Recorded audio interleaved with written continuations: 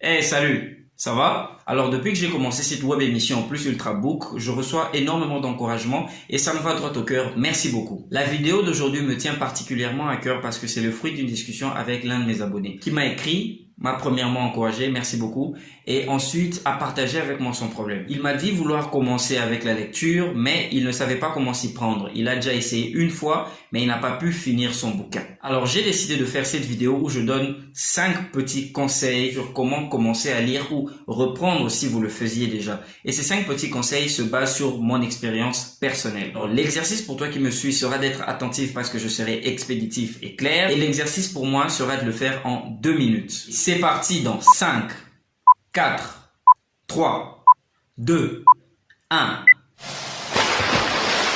Alors conseil numéro 1, on oublie les gros romans, les romans trop volumineux. Ça, non.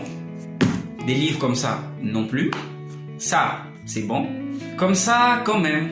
Ça, c'est parfait aussi. Le but de l'astuce, c'est commencer un roman pour le finir ensuite. C'est mieux de commencer avec un petit roman et le finir que de commencer avec un gros roman et ne jamais le finir. Dans le premier cas, vous serez capable de finir le roman et après l'avoir fini, vous aurez envie de lire un autre roman. Et dans le deuxième cas, vous serez incapable de finir le roman et aussi vous n'aurez plus du tout envie de lire quoi que ce soit parce que votre première histoire d'amour vous a déçu et pour vous lancer dans une deuxième, ça sera vraiment compliqué. Donc choisissez-vous un petit bouquin. Vous pouvez aussi trouver des livres des poches qui sont assez volumineux mais qui ont des très grands caractères. Et les livres aussi à très grands caractères, c'est bon. On commence petit et on verra grand après. Deuxième conseil, trouvez le genre littéraire qui vous convient. Il y a les romans qui sont des récits fictifs qui sont souvent longs ou très longs. Il y a les nouvelles qui sont des récits fictifs mais qui ne sont pas très longs, qui sont courts, peut-être même trop courts. Il y a les contes qui sont des récits d'aventure imaginaires et avec un petit côté merveilleux, féerique et mystique aussi. Un peu comme le conte de Sundiata Keita. Il y a aussi les essais qui sont des récits sur un domaine précis basé sur le point de vue de l'auteur. On peut aussi ajouter des livres de développement personnel qui constituent en elles-mêmes une catégorie précise. Alors n'hésitez surtout pas à vous renseigner sur les différents genres littéraires sur internet ou auprès de quelqu'un qui s'y connaît. Conseil numéro 3, suivre son feeling. C'est aussi très important. Suivre son cœur dans le choix de lecture peut arriver dans plusieurs cas. Les 2 formes les plus courantes sont quand vous êtes attiré par la couverture du livre et quand vous êtes attiré par l'intrigue de l'histoire qui peut vous avoir été racontée par un ami ou que vous avez vu derrière le bouquin. Je n'apprends rien à personne. Derrière chaque bouquin, chaque roman, chaque nouvelle, il y a toujours, soit à la dernière page ou derrière vraiment à la couverture, un petit résumé ou une petite idée qu'on vous donne sur l'histoire. En tout cas, n'hésitez pas à suivre votre feeling. Si vous êtes le genre de personne à aimer les films d'action, certainement que les romans un peu fictifs et enquêtes vous intéresseraient beaucoup. Et si vous êtes le genre de personne à aimer les films d'amour, novellas, etc., vous aimerez sûrement les romans un peu du style Harlequin. Suivez votre feeling, c'est important.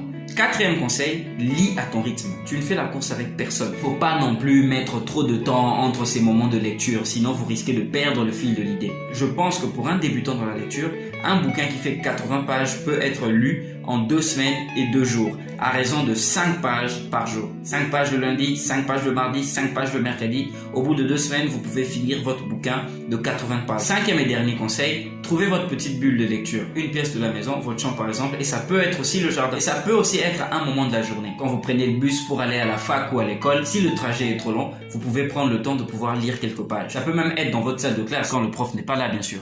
Voilà, c'est tout pour les 5 conseils. Tous ces conseils se basent sur mon expérience personnelle, mais sinon il y a beaucoup d'autres astuces pour pouvoir commencer à lire. Alors pour être sûr que tu n'as pas regardé cette vidéo pour rien, partage avec nous en commentaire 1 ou 2 astuces sur comment commencer à lire ou comment reprendre. Si tu es débutant et que tu as encore d'autres questions à poser, n'hésite pas à les poser en commentaire ou m'écrire en privé et j'y répondrai. Maintenant, c'est à toi de jouer.